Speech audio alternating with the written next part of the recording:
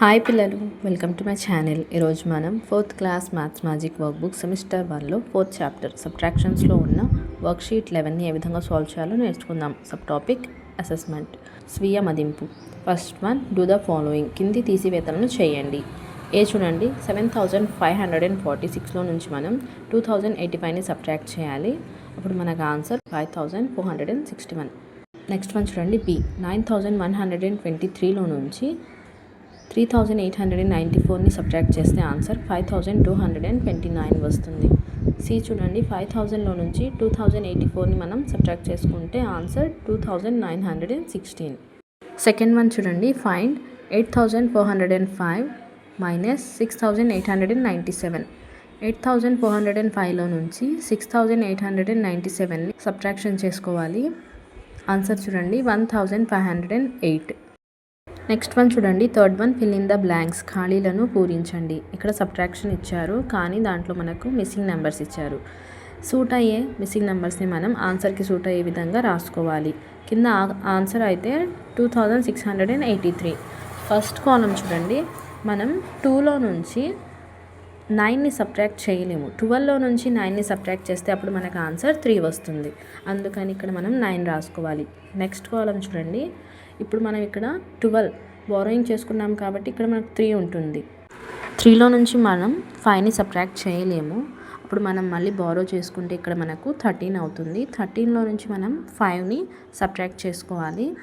అలా మనం 13లో నుంచి 5ని సబ్ట్రాక్ట్ చేసుకుంటే ఆన్సర్ 8 వస్తుంది. నెక్స్ట్ వన్ చూడండి, ఇక్కడ మనకు 2 కాలమ్స్ ఖాళీగా ఉన్నాయి. మనం ఇందాక మనం బారోయింగ్ చేసాం కాబట్టి ఇక్కడ మనకు 2 ఉంటుంది. అంటే 2. 12లో నుంచి మనం 6ని సబ్ట్రాక్ట్ చేసుకోవాలి. 12లో నుంచి 6ని సబ్ట్రాక్ట్ చేస్తే 6 వస్తుంది. ఈ విధంగా ఇక్కడ మనకు 5 ఉంటుంది. 5లో నుంచి 3 సబ్ట్రాక్ట్ చేస్తే 2 వస్తుంది. ఫోర్త్ సెక్షన్ చూడండి, put the correct sign. Less than, is equals to, greater than by estimate the sum, add differences. ఇక్కడ మనకు ఫస్ట్ సైడ్ అయితే ఎడిషన్స్ ఇచ్చారు, సమ్ చేయాలి. పక్కన ఇంకో సైడ్ మనకు సబ్ట్రాక్షన్స్ ఇచ్చారు.